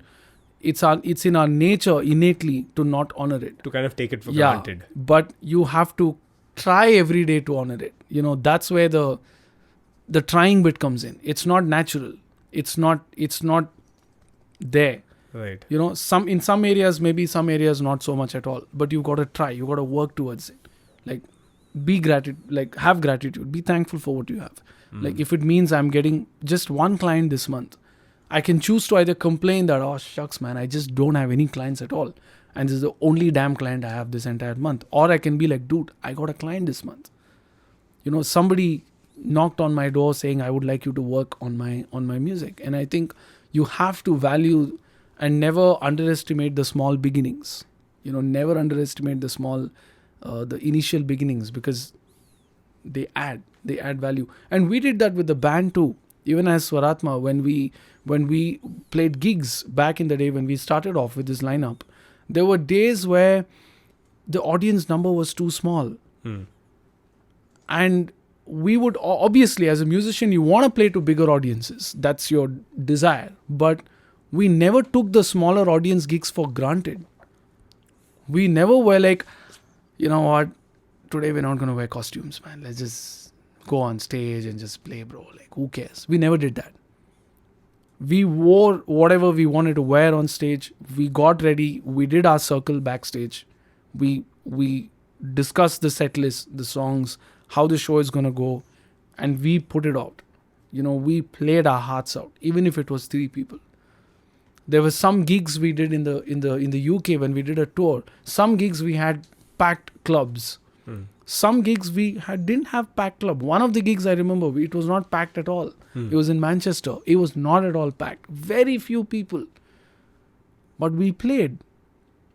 And one such thing happened in our life, in our musical life, where we were asked to come to Park Hotel near MG Road. MG Road, yeah. And just play for a guy who has come and he's looking for bands to do some project together. Seems to be a British Council thing. So we walked into the hotel. The banquet hall was set up with a stage, full backline, proper just sound. For one guy. Yeah, just for one guy. Full sound, like no compromise. Everything you want on your rider is there. And we walked in, and this old man, he's like an older guy, you know, he walks in and he was very polite, and a Brit guy, and he just sat there and there was another lady with him, and also back then Vijay from OML was there, and he walked in, and we were like, okay. He didn't ask for one song audition. He asked every band he auditioned to play a 1 hour set. Wow. Each band. And he sat through the whole thing. He sat through the whole thing and just watched. We played a 1 hour or little over an hour, pretty much, I think. We played a full set with the godi that Vasu wears on stage. All of that. Even if it was one guy, we did all that effort. We didn't go and be like, dude, just plug in and play, man. We finished that gig and we were sitting at what used to be Bobby the Daba, the Daba next to the Gurdwara. Yeah. And we used to sit there and we were having lunch. And I remember we got a call and we got to know this guy who we just met. His name, we knew his name by then. His name is John Leckie. And we figured that he's the guy who has worked on albums of like Beatles individually. He was the guy who was handling the tape for Dark Side of the Moon, Pink Floyd's album. Whoa. He's produced Muse. He's produced Radiohead. And we were like, dude, like that guy, and he worked with us later. You know, we did 2 songs with him, and that took us to the UK to tour with 3 other bands from the country. He chose 4 bands from India to work with. He was looking for... I remember asking him this. We were at Blue Frog in Bombay, and I was like, John, if you don't mind me asking, why did you choose us?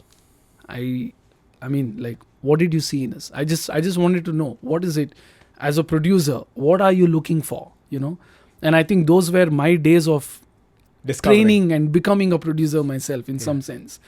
And he said this. He said, look, there are plenty of bands in the UK, you know, and most people are pretty good at it. You know, they wear a ripped jeans and pick up a guitar, get on stage and play their hearts out. And, you know, they're pretty good at it. But there's something specifically I'm looking for which I couldn't find in these bands. And he said, for whatever reason, he saw that in us. And I don't know what it was, that one specific thing. He saw something. And we got to work with him. We recorded at Yash Raj in Bombay. And we toured the UK. And that was a stellar tour that we learned so much on that tour that we are applying even to this day. You know, even things like how to sound check. We are applying the things we learned in the UK. We watched how they do it there and how we were so spoiled being here, you know, demanding your time and saying, I need this much time. I need do it, like, get out. You know, they don't care who you are. And you are nobody in the UK. That's the best part. So we learned a lot.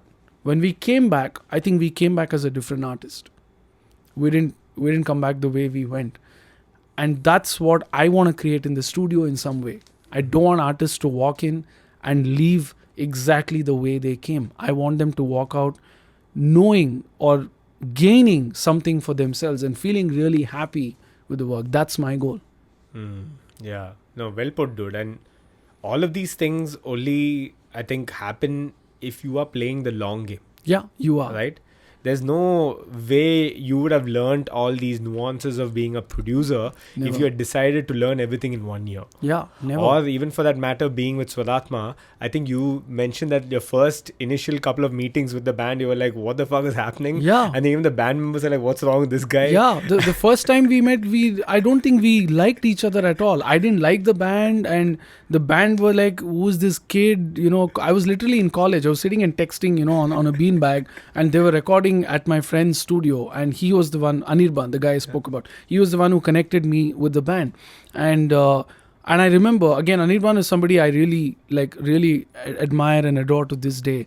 And, you know, he has had such an influence and impact on me in that sense. And I remember calling him and saying, dude, Anirban, like, bro, I don't think I want to play for this band. Like, I don't know, I didn't like it at all. And he was like, hey, they actually have nice songs and they're a fun bunch of guys. Give it a shot. I think you should try jamming and then make that decision of whether you wanna play or not play. And I really thank him for that decision, for that helping me and saying that thing that he said on the phone. Otherwise, I would have quit. Or, I mean, I wouldn't have joined. Yeah. I went and started playing, and the first day I walked in is the day Jishnu walked in at the same time, and so we both joined the band on the same day, and it took a while to get that, but something kept me there. It didn't let me leave. Initially, when I joined, it was not the music, it was not the songs or whatever, because I was still learning the songs. I was trying to find my space with this band. I mean, they have a folk influence. Do I fit in here? Do I not fit in here? I'm trying to figure all those things. But here's what I saw. I saw that they wanted to do this as much as I wanted to do it. It goes back to finding the right people also. Yeah, exactly. Right? Yeah. Because I struggled with my college band. Before that, when I had my college band, I wanted to do music. I decided this in college. It was like a one day random thing that just occurred to me that this is it. I decided I'm going to do music. And I don't know how, what, that's it. I decided that. I had that clarity. And back then it didn't make sense, but it makes sense to me now. And for me, I've pushed my college band members, and I used to be a hard band member to be with. It was not easy. I really pushed people. I would get angry if they didn't show up for practice. We only had that 1 hour lunch break time where we could jam, and I would be like, okay, quickly eat and come. Like, at least let's get 45 minutes jam. It was important for me. And when people walked in late, I would get pissed off, and it would be very evident that I'm pissed off. And as much as I understand from their end, they might have been like, oh man, why is he like that? But at that point, I saw this as a career. And I soon realized they don't see it the same way. And no hard feelings about it. But I figured maybe I was expecting something here. But I realized, hey, they seem to want to do other things. A couple of my bandmates back then were already doing CA while we were in BCom. And I was like, okay, I don't think this is what they want. And I was here already thinking, when we pass out of college, we don't even have a jam room to play and practice. Because we didn't have money to go buy a drum kit. So we are like, okay, where are we going to get a drum? Where are we going to get amps to plug into? Like back then, rental jam rooms were something I had never heard of that concept. So I was like, dude, if we don't do something now, I don't think when we pass out, we'll know what we have. We need to plan. I was a huge planner. And I didn't see that drive in them at all. And when I met Swaratma, while I was still in college, I figured, okay, these guys have the drive. They want to do it. We didn't have gigs. We didn't have money coming in, but we were still showing up and playing a lot. I remember days when, one of the days I remember, Vasu used to cycle a lot and come to jam room. On quite a few times he used to cycle. Sometimes he used to come on his old Kinetic, or mostly cycle. And once I remember him saying, I don't have the money for fuel. So I cycled and came. And I was like, dude, he only had money to put air or whatever it was, and I was like, dude, that's it. These guys love doing this as much as I love doing it. And that made me stick to the band. And then you end up building a bond with the songs. You end up liking the songs. All those things happens. All those things which were not there came eventually. You build a bond with the members. You start building friendships with them. You figure out how they are, their quirks, your quirks, and you learn to laugh about it. And we have grown. We have literally grown like a family of sorts. We fight, we argue, we laugh after it. We go and get a great meal and laugh about it. Later. And now all the fights we've had in the past are now currently jokes. We laugh at. We hung out, right? Yeah, we are like, dude, man. How many stories that night? Exactly. So we're like, dude, what is this? Do you remember you did this? It was like that. We laugh about it now. But back then it was like, oh my God. But we didn't give up. Right. Gigs happened. Slowly it came. We played crap tons of free gigs. We kept doing that because we just loved playing. Any person, if you were a guy and you had a club and I knew that you host live gigs, we would be at your door knocking, can I play? And we did shows. We just played wherever. I used to be a delivery boy for demo CDs. Jishnu used to work at ITC back then. So since I was a college kid, and being the youngest guy in the band, this happens a lot. They'll be like, hey, dude, you finished college, come to my office. So I would take my DO and go to Jishnu's office, and he would give me 5 demo CDs that we had made, and he'd be like, these are the 5 addresses. Can you just go and drop it off? You were the dunzo of the band. Yeah, there was no Google Maps. So literally you have to be like, oh, this area, okay. So you have to stop your bike, call one guy on the road, uncle, how do I get here? Then go some distance, again repeat the process, somehow till you find that office. And then call that guy, I've come to this area. I did all this work. And I never found it like a complaining thing. It was fun. It was part of the whole thing. It was part of the thing. I would go give the CD, and back then I was really quiet. I wouldn't speak much. So I would just say, Jishnu asked me to give, and I would just leave, and Jishnu would call the guy and do the marketing bit and say, yeah, this is the band, we would like to do some events, like see if you're booking gigs, some corporate gigs we would like to play and stuff. So we started getting corporate gigs. We did all these things with it, and I think that's the reason why today we are where we are as a band. We have that connect with each other because we struggled together. We worked hard together. Do you still think you are still that hard-ass person? Someone who, would be very hard to work with in a band, but the fact that you have found other people who anyway just innately show up and do it just the way you want it to, you don't need to be that person. Yeah, is that what it is? You don't need to be that. I mean, sometimes you have to be, you got to be the hard guy. You got to be the bad guy, pushing certain things. Sometimes I end up doing that when required. Sometimes somebody else in the band is doing that, because the others are taking a lazy seat over there, and that's how it kind of pushes. But as I've grown as a person, I've also learned how to have grace. And I'm continuing to learn that on a daily basis, how to be graceful about things, but at the same time, also not take it for granted. Finding that balance, being thankful, being nice, learning to be nice to people. Like people may be really might be really hard to work with, but what do I do in such situations? My response matters a lot. Like if I'm working with somebody in the studio, and it turns out that midway through the project, I'm figuring, dude, this person's really hard to work with. They're just not open to anything at all. That happens at times, because end of the day, everybody is like artists who are coming here and working. And artists always come with an ego, right? We all have bags of ego about many things. So it's hard, and you got to practice how to be humble. You got to practice how to leave your ego outside the door and walk in. And I think you also need to understand that sometimes when there's a hard feedback to give, it has to be given.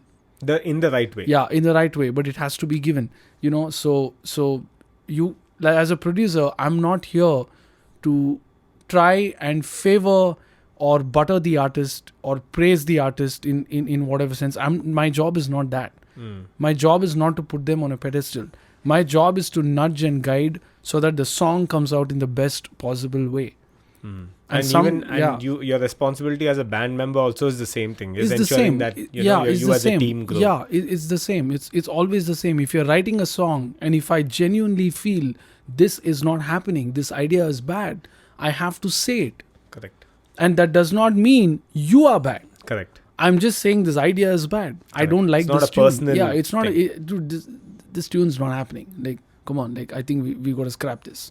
Correct. So I'm not able to add anything to it. I just think it's really bad. Like, and we have those discussions all the time. I think it's very important to have those discussions. Yeah, and again, what I just said now, right? If you were to always don that, the hard ass hat, or you were the so-called, the tough person to work with all the time throughout, right? Yeah. Then that means that the entire team itself is not meant to work together. Yeah, because that's what you were doing in college. Yeah, something is wrong. Something is definitely wrong because, you don't like being that guy. End of the day, as much as you're doing it, it's not like it's making you feel nice. Who feels nice shouting at their own friends? Nobody feels nice.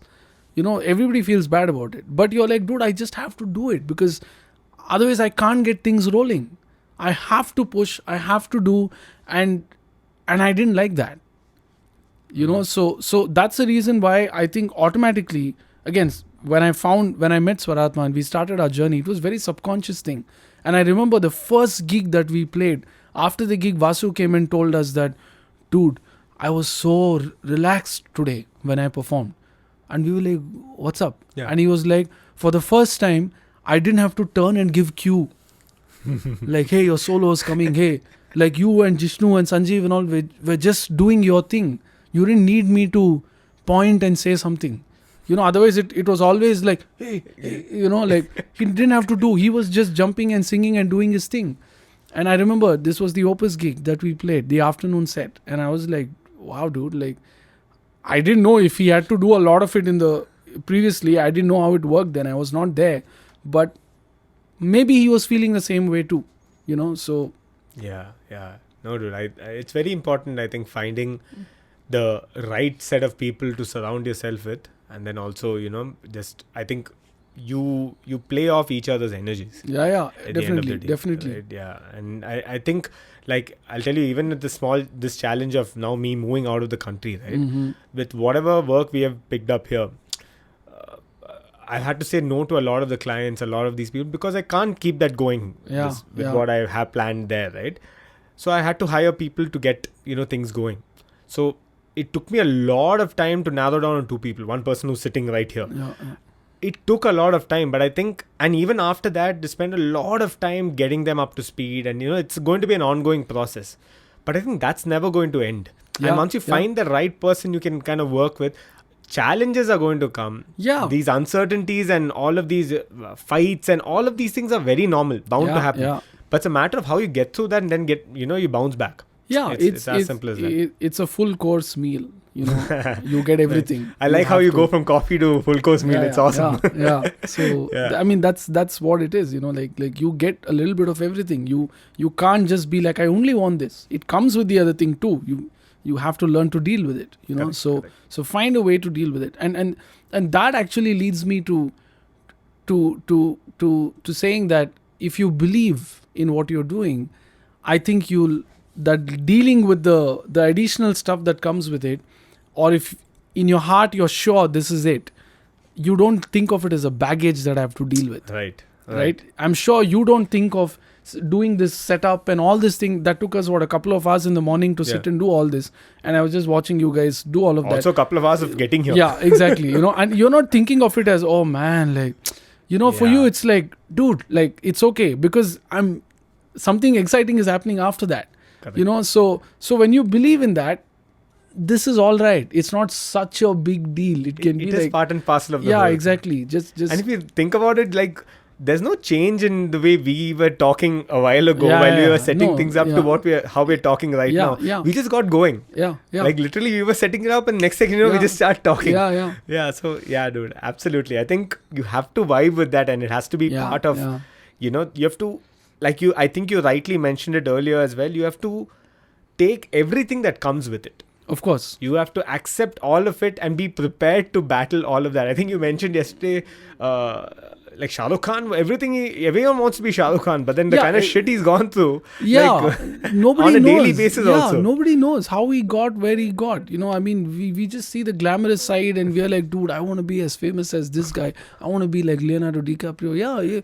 You never know what he went through. Are you willing to go through that? That's always a question like to ask. I hold that very close. Like, that's why for me, I like reading autobiography or biography books of musicians that I like.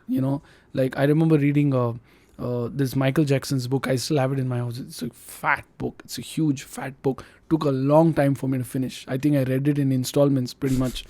But there was so much I learned from his book. There are parts of the book when you're reading, you really feel sad for him. But there are parts where you're reading, you're like, dude, insane. You deserved a whacking. Like, why would you do this? What drove you to do something like this? And there are parts where you really feel, hey, dude, like, this is so unfair. So I think I like getting to know what makes a person that person. I like getting to know that. And that's why I, even right from college days, I was always about like when I started listening to Metallica, and it was like Metallica is like such a big band. I now want to see what they look like. Mm. And back in the day, obviously, DVDs and all, concert DVDs, you can't find it here. It's very difficult. Planet M's wouldn't stock concert DVDs and all as much. So our psychotic ways was to get it pirated. Yeah, of course. You know, and I had to take a bus and come back home. So I would stop at Majestic. Go to National Market. National Market. You know, if you're from Bangalore, you know that's a place. You know, you go to National Market and it's quite national, and it's name international. Yeah, you name the stuff, you get it. You know, I bought the S&M DVD and I think I watched it, I kid you not less than 400 or 500 times. In fact, I learnt how to play the drums watching that video. I would put that video on my TV. Last play, is it? Yeah, and just put a bedsheet to keep my volume down, the drum volume down. And I would just look at that video. I'm like, oh, this stick goes here. Oh, that's how I learned. You know, and because that S&M concert, there is a camera right behind him. Yeah. Okay, and they keep going to that camera quite often. So you can actually see how he's playing. That's the only way you can see Lars, right? Yeah. Where else you see him? You see him in the beginning and that's it, he's gone. So I'm watching that. I'm waiting for that angle to come. I'm like, that angle behind the drummer where he's, and I was like, oh my God, like dude, like, you know, I picked up. And for me, it was all about like visual stuff. For me, it was all about, I want to see this drummer play. I want to see what they look like. The guy who has this huge voice, you know, I want to see what he's like because I'm imagining him in my head. Dude, if you saw him in the 80s and then 90s, and he looks different everywhere. What the hell? Are different people. Yeah. And I was like, wow, dude, like, I was like James Hetfield. You know, that. Did you go for the concert here? Yeah, of course. Of course. I screamed so much that I literally lost my voice for a week. And Sanjeev and I like dragging Sanjeev, my bandmate, to my gigs. So I was like, hey Sanjeev, let's go. Metallica, we have to go. Come on, you can't say no. And he's not a metal guy. You know, he knows these bands, but he doesn't actively sit and go listening to heavy metal and all that all the time, you know. So, but I'm like, dude, come, it'll be fun. So we both went and I was screaming and, you know, like being one hardcore nut over there. And when we finished the gig and Sanjeev asked me something, great show, something like that he asked.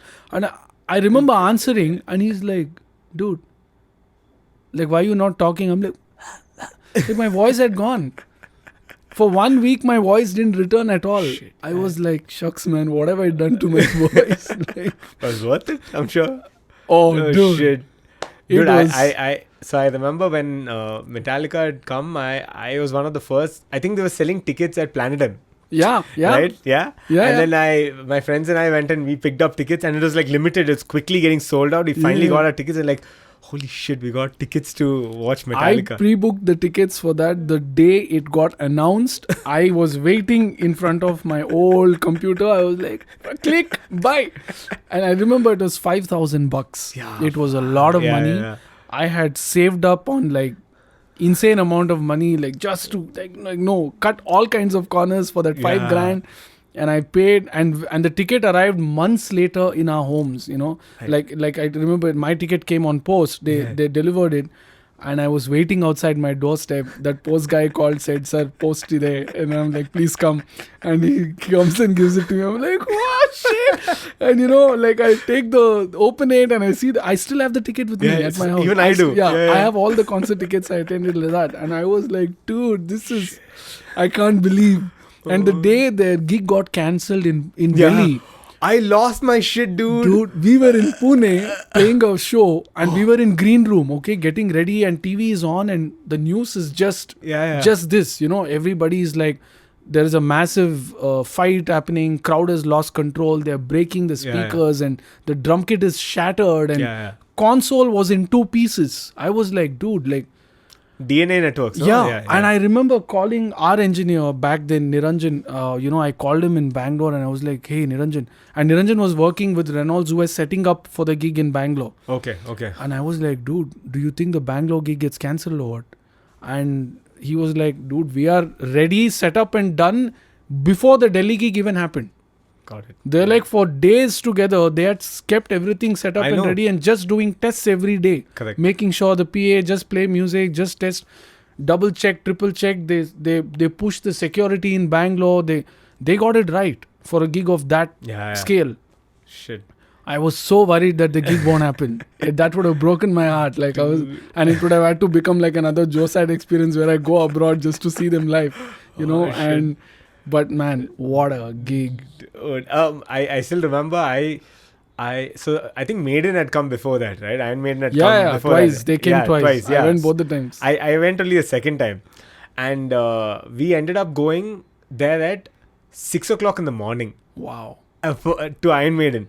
And we got to see not the band members, but everyone who's come to test. They test at 6 in the morning. Yeah. So I came there and we were the only ones there. There are a couple of dogs walking around. And then there are these guys who are like jamming on, like literally testing all of these things. Okay. And I'm like, it's bigger now what? Like there's, first of all, the gates, no one's there. Yeah. You just walk past the gates, you calmly reach there and you're Yeah. standing there and chilling and all. And we're wondering what's happening. And even these guys are like, who are these guys? Yeah, They all come yeah. with like Maiden t-shirts on. Yeah. So then when that happened, we did the same thing for Metallica. Oh, Same nice. thing again. We went at about 6:30 in the morning and we're standing there right in the, in the Crazy. front row. And we're watching the sound check happening. And we're like, shit, this is crazy. And my friend is asking, oh, when is James coming? Dude, like, like he's going to come and chill here. Like, what the fuck?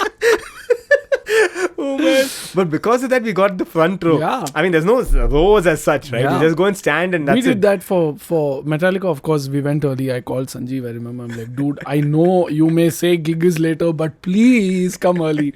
You know. And we did that with my college friends when I had when I had the band.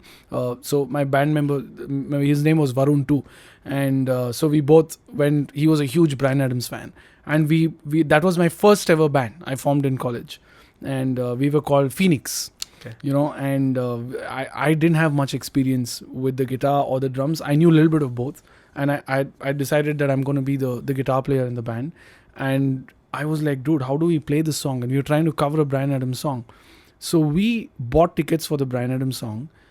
We went so early just to be able to stand in the front row and watch how is the guitar player playing that part. So we were standing and just staring at dude, like just which fret, This is the which moment. Fret, yeah, which fret, how is he doing this? And I remember coming back the night soon after the gig, and we are at my home. We're on the phone. We're like, dude, I think I got it. It's this fret, right? And you put that little finger on this fret, and I mean, again, I didn't have internet. I didn't have tabs, or I didn't have all these things. You know, this is how I would learn. And I think I value those things. You know, sometimes I miss those things now. It's like, man, those things don't happen. You know, it kind of sucks. And like even you know all these instruction DVDs we used to find, guitar instruction DVD by John Petrucci and all that. And dude, it was like one guy gets it, 50 guys copy it. And that one DVD will be so hard to find. And when you find it, that might just be the holy grail for you. You sit with that and practice, the daylight out of that DVD, just watching it, because you don't know when you're going to get the next chance to learn anything at all. Yeah. Oh my god. It's crazy to reminisce and think about all this stupid Yeah. shit. Oh man. No, but dude, this is crazy. I mean, I'm glad I'm first of all glad that we're here at your studio shooting this. Thank This you. is awesome. Thank you so much for making this happen. Yeah. Like, again, for people who don't know, the fact was, because I was moving, I needed a space to quickly shoot a couple of episodes. So next couple of weeks, I'm just thinking of getting a couple of guests in and doing. Yeah. I'm glad that you were our first guest here. Oh, This is thank you. awesome. Thank I you. hope you enjoyed the conversation. Of course. Yeah. It's fun. So yeah, two things I ask of every Yeah. guest. One is where can you send people online to find you and your work? So you can go to my website. That's www.theredmusicbox.com. The Red Music Box is my studio. And most people miss and they put Red Box Studio. It's the Red Music Box. I know the name is a bit long, bear with it. And all my work that I do, I constantly try and upload it there. I have snippets of stuff. There are pictures of the studio if they want to do. Apart from that, they can always ping me on Instagram, DM me, talk to me about their music or work. I have a page for the studio, and I also have a personal page separately, an artist page. They can ping me in either of these places. And that's pretty much it. And Awesome. the place is officially powered by Neumann, which is a great thing, and Sennheiser is part of it. And I get to use all these incredible pristine quality equipment, which is so expensive, and hard to find in smaller studios. I get to use these, and my goal is to make them accessible to artists who may be very intimidated to go to these bigger studios, either for financial reasons or whatever other reasons. I want to make it more accessible to everybody, and that's my goal in this space. Awesome. And I think this we spoke about a lot of things, but what's one last message that you'd like to put out there? I would just say, just don't think too much. Keep at it. Do whatever you're doing and believe in yourself. You owe it to yourself to believe in yourself, to kind of just understand that if you've found something, just keep at it. Work hard. Don't give up. And every time that little inner voice comes and says, you're not good enough, you can't do this, I don't think you have it in you, know that it's not the truth. It's always a lie. It's always a lie. Keep at it. And if I have done it, I really believe you can do it. Awesome. Dude, thanks a lot, man, Varun. This Awesome. is awesome. Thank you. This is crazy, dude. Thanks a lot. Thanks a lot. We'll anyway continue the of conversation course. post the reel. Yeah. Bye, guys. So yeah, that was my conversation with Varun. Thank you for tuning in. Thank you for listening. Thank you for watching, whichever it is you're doing right now. And I'm hoping you liked it and enjoyed it. And if you did like it, and I'm assuming that's why you stuck around till now, then do hit the like button if you're watching this on YouTube. It really helps with the algorithm and getting the video and the episode in front of more people. But if you are listening to this on audio, then consider leaving us a rating and review on either Apple Podcasts or Spotify, wherever you're listening to this. It takes only about 10-15 seconds, but it really, really, really means the world to me. And like, I keep ranting and going on about how it's so hard for audio shows to be discovered on podcasting platforms. It's simple things like this that can really, really help us get the word out there. So yeah, consider leaving us a rating and review if you like the episode. Also, if you like such content, then I'm sure you'll also like written content. You like reading, I'm assuming. And that's why I recommend maybe signing up for my newsletter. I send out this short newsletter. It takes about maybe 15-20 seconds to read, but I've heard and a couple of people telling me that it's gotten them thinking and acting and doing things that they would have otherwise never done. I don't know if I'm really pushing it, but yeah, if you like to sign up for newsletters, if you've always been into reading blogs and books, then you'll like my newsletter. Sign up for my newsletter. I'll leave a link to it in the description below. Just head on down to akashdamodaran.com and sign up for the newsletter. Or you can just go down to the description. Yeah, huge shout out to Red Music Box. It was a true privilege for me to be there and shoot this entire episode. And yeah, if you're looking for the perfect place to shoot your content or music, if you are a content creator or a musician and you're looking for a space, a really professional setup for you to record your content, then I would highly recommend Red Music Box. It's probably the best studio I've been to in Bangalore, and it's even worth coming down to Bangalore to record because, like I said, it's the first Neumann certified studio in India. So yeah, I would highly recommend it. If you just want to go check it out, go check out Varun's page. I'll leave a link to that too in the description below. I guess that's it. Thank you so much for tuning in. I'll see you on the next one. Cheers. Peace out. Live life in abundance. I don't know why I said that, but yeah, it makes sense. I live life in abundance. I'll see you on the next one. Cheers.